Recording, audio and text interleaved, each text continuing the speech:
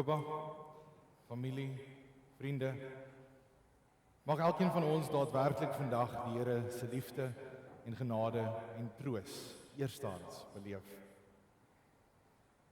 Ek kyk op na die berge, waar sal my hulp vandaan kom? En dan weet ek, my hulp is van die Here wat hemel en aarde gemaak het. En daarom, geliefdes, genade en vrede vir julle van God die Vader en die Here Jesus Christus, deur die kragtige werking van die Heilige Gees. Amen. Geliefdes, ons gaan eers begin deur saam te sing Psalm 84 vers 1. Hoe lieflik is die woning, Heer, die leerskare hoe begeer, my siel en hinker van verlange om na God se woning op te gaan en in die tempelpoorte te staan met jubelende lofgesange. Ons sing Psalm 84 en hoe wonderlik is dit dat ons ook kan weet dat dit wat oom Nico ook na verlang het. Hoe lieflik is die woning, Heer. Hoe begeer my siel en hinker na verlange om na u huis op te gaan.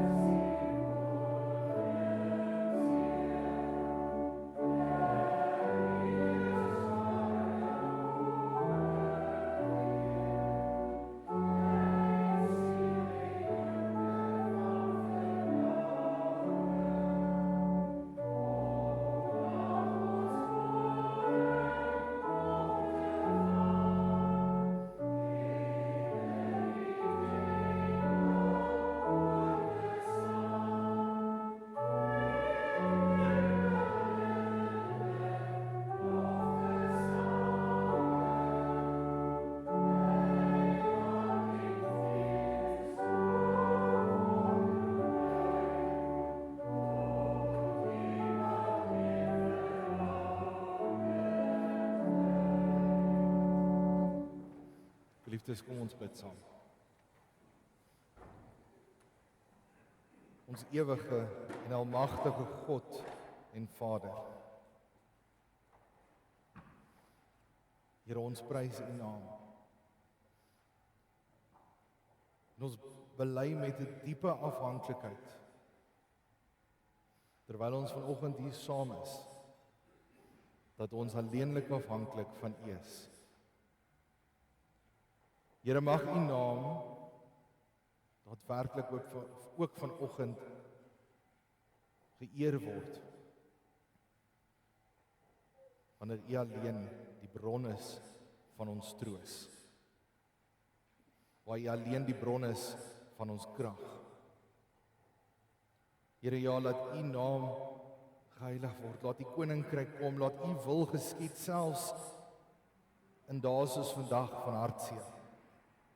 Want ons weet, alles in hierdie wêreld is afhanklik van u. Here ons Vader, en besonder bid ons vandag, waar daar 'n diep hartseer is, omdat ons vandag afskeid neem van 'n lewe. Here, ons dra elkeen op wat 'n diepe ongelukkigheid en 'n diepe hartseer het, dra ons aan u op. Dra ons op aan u troon van genade. Dra ons op sodat u die gebrokenis van hart kan genees. Here, mag ons daarom getroos word vandag in die wete dat die dood van die enigste seun, Jesus Christus, vir ons die redding bewerk en die troos gee. Dat sy opstanding ook uiteindelik uit die dood vir ons tot 'n seën en 'n waarborg is, sodat daar waar ons in diepe hartseer is, ook getroos word met hierdie wete. Here, lei ons dan ook nou tot die waarheid. Lei ons dan nou ook, wanneer ons die woord oopmaak, dat ons getroos word daardeur. dat ons kan sien die lewe wat ons nou hier het, is alles net genade, is alles net geleen. Want Here, eintlik smag ons om by U te wees. Troos ons, Here, ons, U volk, U kinders, is in diepe afwagting tot U. Om Christus ontwil. Amen. Geliefdes, vanoggend word ons getroos aan die hand van 1 Korintiërs, waar ons saam lees in 1 Korintiërs 15 vers 1 tot 8, sowel as in 1 vers 35 tot 58. Paulus is besig om hier te skryf en dan sê hy, die belangrikste wat ek aan julle oorgelewer het en wat ek ook ontvang het, is dit. Christus het vir ons sondes gesterf volgens die skrifte. Hy is begrawe en op die 3de dag opgewek volgens die skrifte. Hy het aan Sefas verskyn, daarna aan die 12 en daarna aan meer as 500 broers tegelijkertyd, van wie sommige al dood is, maar die meeste nou nog lewe. Daarna het hy ook aan Jakobus en toe aan al die disippels verskyn. En heel laaste het hy ook aan my, die ontydige geborene, verskyn. Dan gaan ons na vers 35 toe. Maar iemand kan vra, hoe word die dooies opgewek? Wat 'n soort liggaam sal hulle hê? Dit is 'n dom vraag. Wat jy saai, kom nie tot lewe tensy dit eers gesterwe het nie. En wat jy saai, saai jy nie in die toekomstige gestalte daarvan nie, maar as 'n blote saadkorrel, of dit nou koring is of iets anders. Maar God gee altyd daaraan, soos hy bepaal het. Aan elke saadsoort gee hy eie gestalte. Die vleis van lewende wesens van die mens is nie alles eenders nie. Daar is 'n verskil tussen die vleis van die mens, van die dier, van die voël en van die visse. Daar is 'n hemelliggaam en daar is aardse liggame. Die glans van die hemelliggaam is anders as die van die aardse liggaam. Die glans van die son is anders as die van die maan of van die sterre. Ook verskil die een ster se glans van die ander sin. So is dit ook met die opstanding van die dooies. Wat gesaai word, is verganklik en word in verganklikheid opgewek. Wat gesaai word is gering en word in heerlikheid opgewek. Wat gesaai word is swak en word in krag opgewek. 'n Natuurlike liggaam word gesaai, 'n geestelike liggaam word opgewek. Aangesien daar 'n natuurlike liggaam is daar ook 'n geestelike liggaam. So staan daar ook geskrywe. Die eerste mens, Adam, het 'n lewende wese geword. Die laaste Adam het 'n lewemakende gees geword. Die geestelike kom nie eers nie, maar die natuurlike, en daarna kom die geestelike. Die eerste mens is uit die aarde en is stoffelik. Die tweede mens is hemels. Soos die stoffelike mens was, so ook die stoffelike mens. En soos die hemelse mens is, so ook die hemelse mense. Soos ons die beeld van die stoffelike mens was, sal ons ook die beeld van die hemelse wese wees. Wat ek bedoel, broers en susters, is dit. Vlees en bloed kan nie aan die koninkryk van God deel kry nie. Die verganklike kan nie aan die onverganklike deel kry nie. Kyk, ek maak 'n geheimenis aan julle bekend. Ons sal nie almal sterwe nie, maar ons sal almal verander word. Ons sal nie almal sterwe nie, maar ons sal verander word. Want die trompet sal weer klank en die dooies sal as onverganklikes opgewek word en ons sal verander. Hierdie verganklike liggaam moet met die onverganklike bekleed word en hierdie sterflike liggaam met die onsterflike. En wanneer hierdie verganklike liggaam met die onverganklike bekleed is en hierdie sterflike liggaam met die onsterflike, dan sal die woorde wat geskrywe is vervul word. Die dood is vernietig. Die oorwinning is behaal. Dood, waar is jou oorwinning? Dood, waar is jou angel? Die angel van die dood is die sonde en die sonde kry sy krag uit die wet van God. Maar ons dank God dat hy aan ons deur ons Here Jesus Christus. Daarom, liewe broers en susters, wees standvastig, onwankelbaar, altyd oorvloedig in die werk van die Here, omdat julle weet dat julle inspanning in diens van die Here nie te vergeefs is nie. Ons fokusvers is vers 36 en 42. Dis 'n dom vraag. Wat jy saai, kom nie tot lewe tensy dit eers gesterwe het nie. In vers 42. So is dit ook met die opstanding van die dooies. Wat gesaai word is verganklik en word onverganklikheid opgewek. Wat gesaai word is gering en word in heerlikheid opgewek. Wat gesaai word is swak en word in krag opgewek. 'n Natuurlike liggaam word gesaai, 'n geestelike liggaam word opgewek. Aangesien daar 'n natuurlike liggaam is daar ook 'n geestelike liggaam. Liewe Tannie Jakoba, geliefdes, vriende, familie, om totsiens te sê is nie maklik nie. Om enigstens vir iemand goodbye te sê, kom nie baie maklik vir die meeste van ons nie.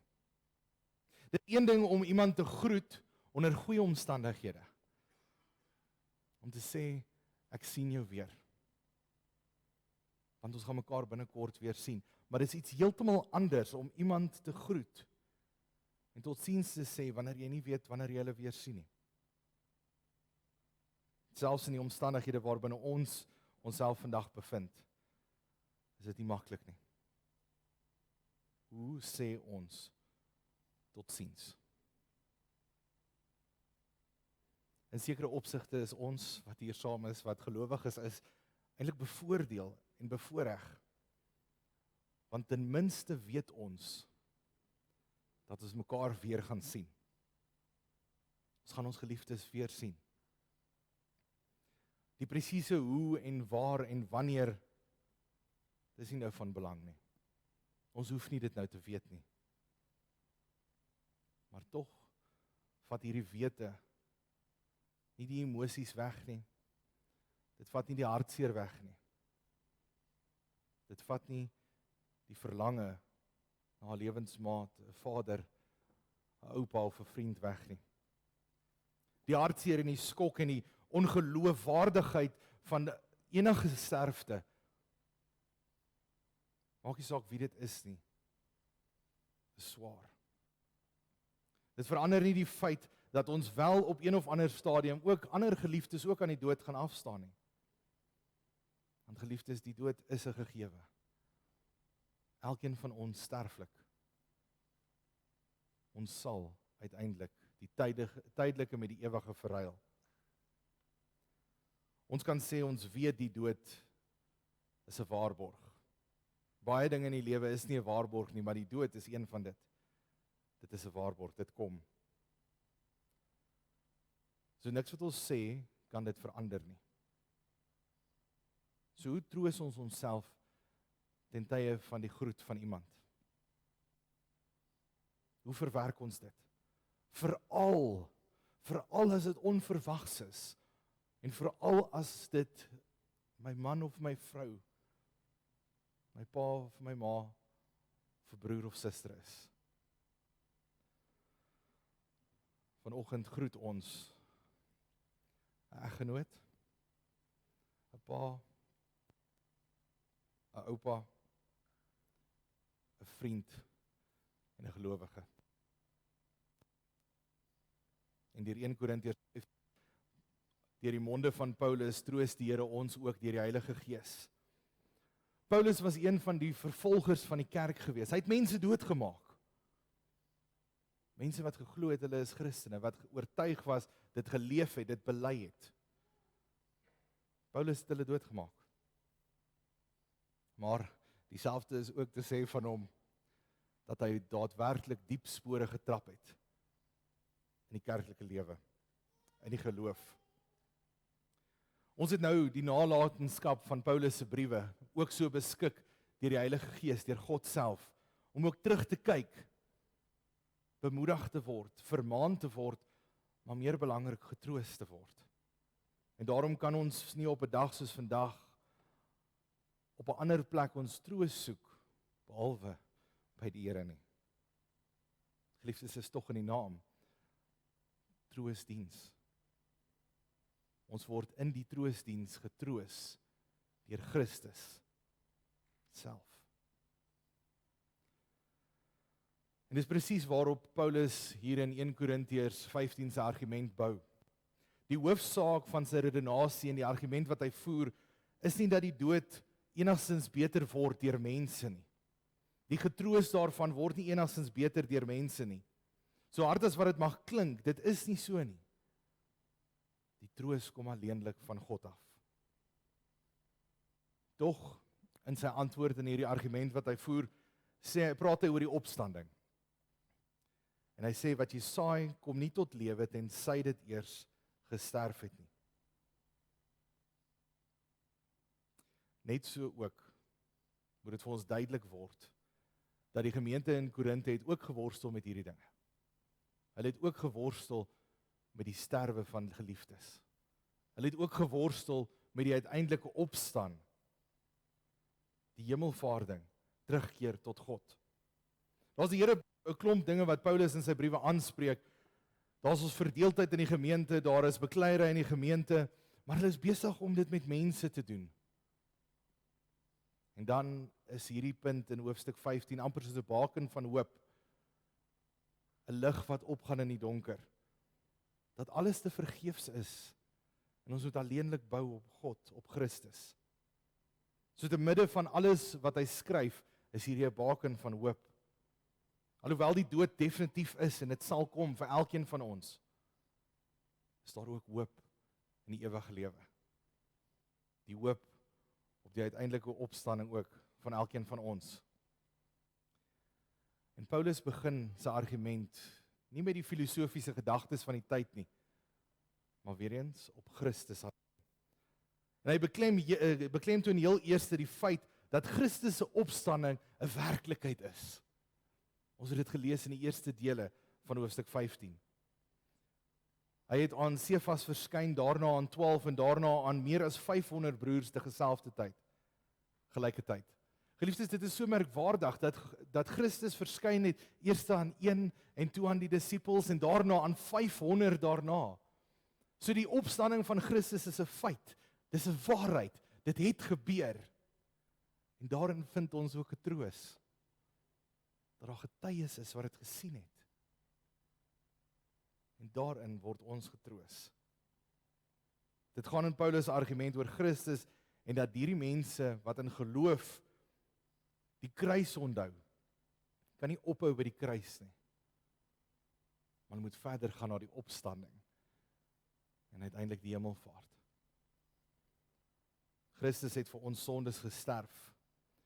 En die simbool van die kruis is 'n belangrike baken in ons geloof in die hele konteks van die skrif.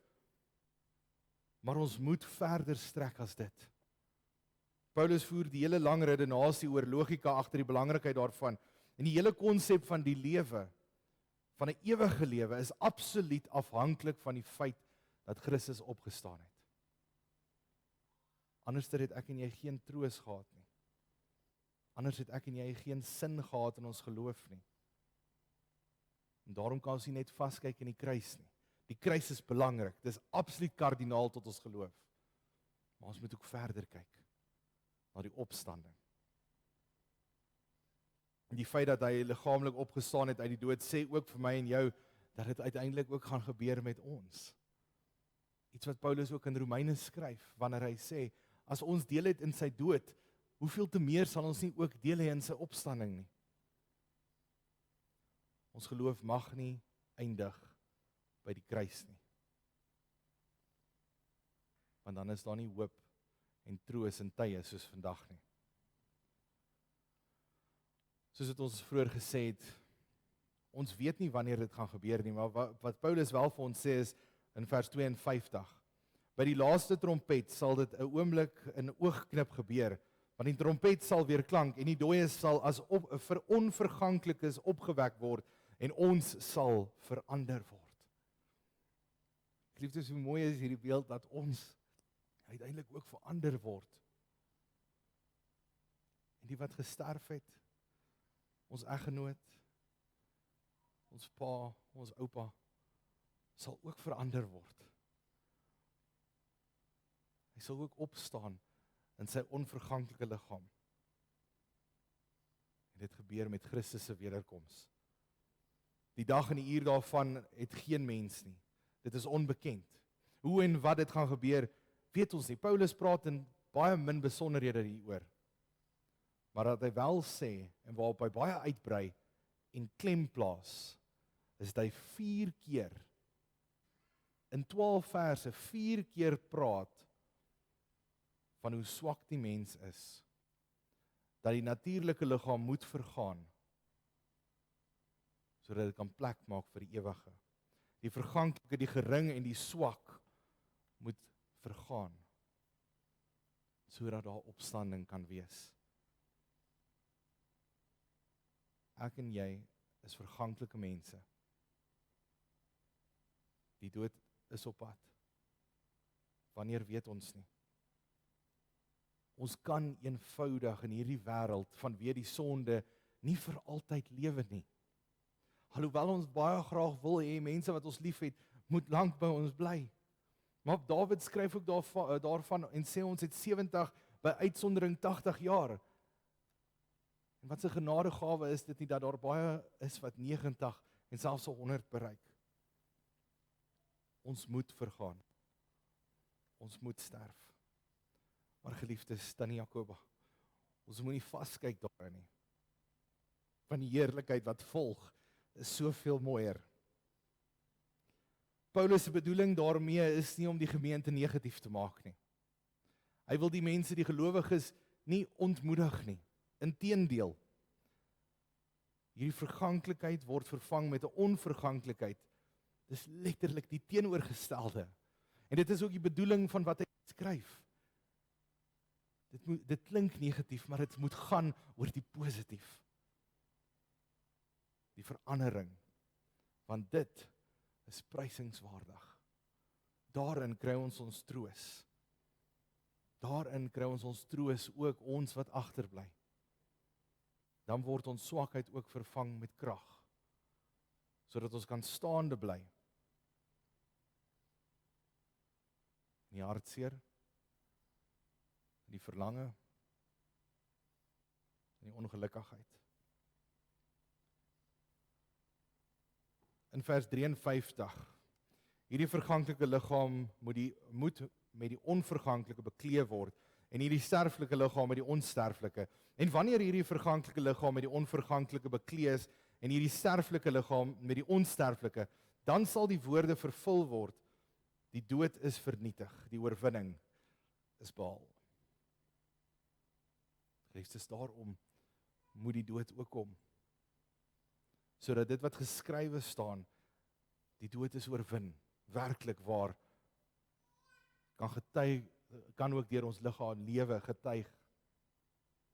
En dan kan ons vra, dood, waar is jou angel? Want die oorwinning is behaal. Want die laaste vyand in hierdie wêreld is die dood. Is die sonde. Waar ons stoffelike liggaam ook uiteindelik vergaan.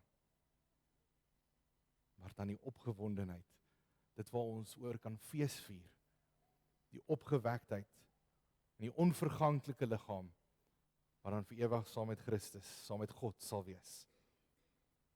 Want Christus het waarlik die oorwinning vir my en jou behaal. In sy dood is ons ook dood. En in sy opstanding word ons verander tot 'n nuwe mens. Vers 56, die angel van die dood is die sonde, en die sonde kry sy krag uit die wet van God, maar ons dank God dat hy aan ons die oorwinning gegee het, deur Christus Jesus. En juist daarom kry ons die troos alleenlik by Christus. Dis al reeds iets wat nou gebeur. Dis nie iets waarvoor ons moet wag nie. Dis nie iets wat oor 3 of 4 maande kom nie. Dis iets wat nou al reeds by ons is, deur die kragtige werking van die Heilige Gees. Deur sy Gees wat nou reeds in ons is, het ons die vermoë om mekaar te bemoedig, mekaar te ondersteun, mekaar se trane ook af te vee. Maar nie net dit nie, sodat ons ook moedig kan stry teen die sonde in hierdie lewe. Moedig kan stry teen al die slegthede van hierdie lewe. Want geliefdes, dit kom. Soos die dood wat verseker is, wat welkom, so ook die beproewing en die swaar tye. Verwag maar in hierdie lewe teenstand. Verwag swakheid, verwag geringheid, verwag verganklikheid en selfs die liggaamlike dood. Maar wees getroos in die wete dat al hierdie dinge sal verbygaan en ons sal ook sterk kan staan, opgewek wees in die ewige lewe. As ons vandag terugdink in liefdevolle herinneringe, vir my was hy oom Nico. Vir julle pa Nico. Oupa Nico. My man Nico. 'n Mens wat net soos ek en jy gebuk moes gaan onder die verganklikheid van hierdie lewe, onder die angstigheid van hierdie lewe, onder die depressiwiteit van hierdie lewe, die geringheid van hierdie lewe en die swakheid van hierdie lewe. Iemand wat ook moes geworstel het en gestry het in hierdie lewe. Maar wie net soos ons kan uitsien in die geloof na die lewe van die onverganklike. Dit is daadwerklik waar. En dit is so, want daar was getuies van Christus se opstanding. Sy troos was in die Here. Ons troos is in die Here. Mag elkeen van ons, dan Jakoba, ook in besonder, vandag getroos word deur ons almagtige God en Hemelse Vader. Dat al is die dood 'n gegewe, en al vir ons almal, dat dit ook ons hoop is, en ons geloof is, dat ons in Jesus Christus kan uitsien na die onverganklike. Die lewe hierna, wanneer ons saam met ons geliefdes, uiteindelik weer saam kan wees. Amen. Liefdes, kom saam.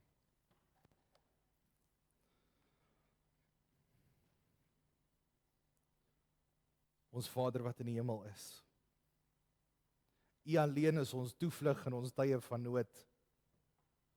U alleen is ons toevlug in pyn en lyding. U alleen is ons toevlug in hartseer. Here, soos wat Dawid ook sê, skuil ons by U. U is ons krag en ons sterkte in al ons omstandighede.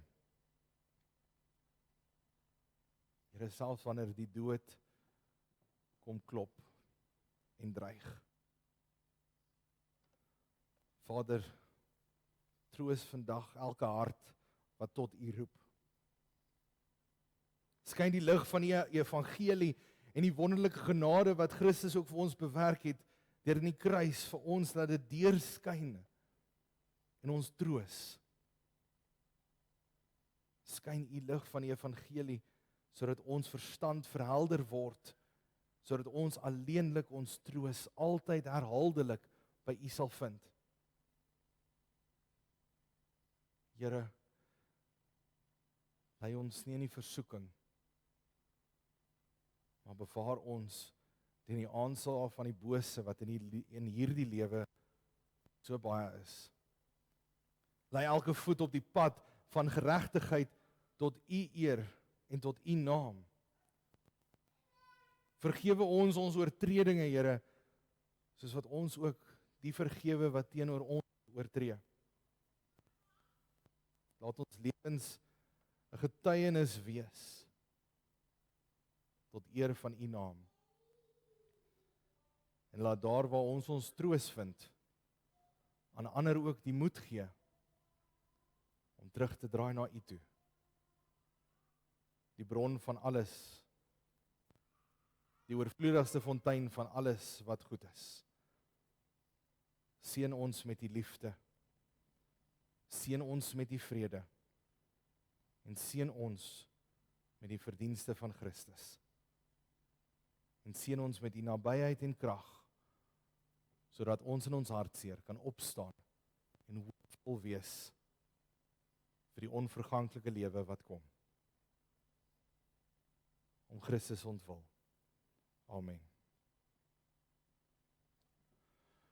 Geliefdes, ons sing saam Psalm 38 vers 1 en vers 17. Straf tog nie in ongenade my misdade, Heer verdra my met geduld, wil tog nie in toorn ontsteek nie en u wreek nie op my sonde en sonde skuld. En dan vers 17 sing ons ook saam as 'n belydenis. Hoor die roepstem van 'n leider, o bevryder, wat my altyd weer wou red. Ons staan en sing saam Psalm 38 vers 1 en vers 17, waarna ons dan openlik ons geloof bely.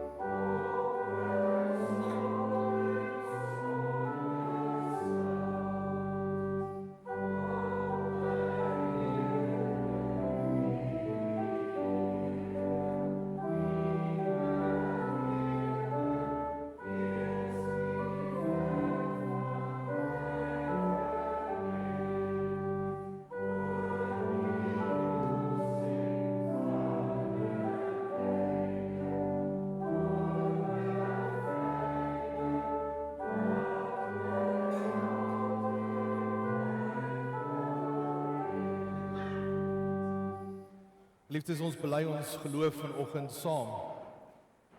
En daardeur fokus ons weer opnuut op God. Nadat ons ons geloof saam bely het, sluit ons af met die saamsing van Psalm 130 vers 1 en vers 3. En ons geloofbelydenis lei ons om dit ook te kan sing.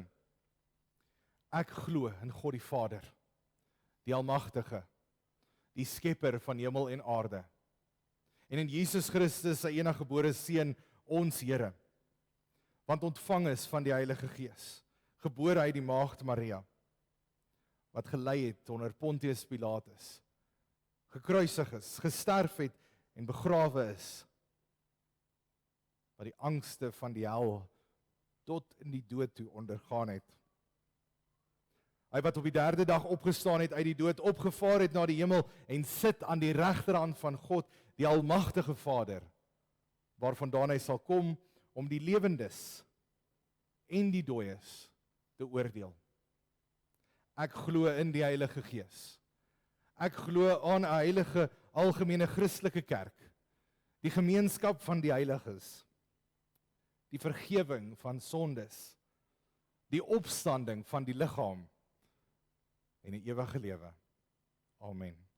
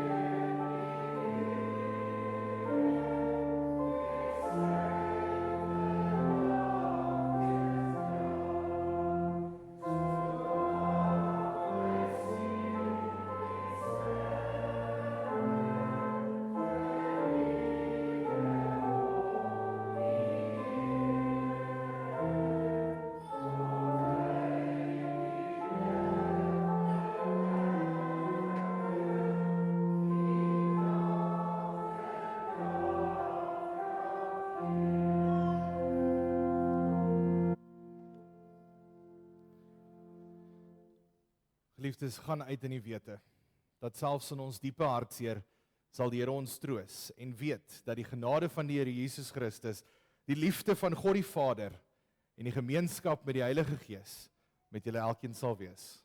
Amen.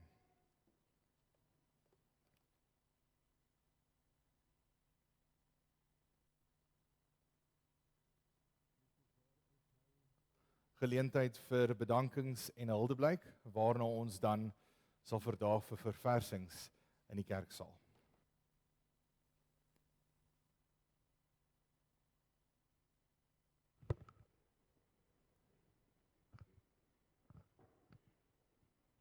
Goeiemôre almal.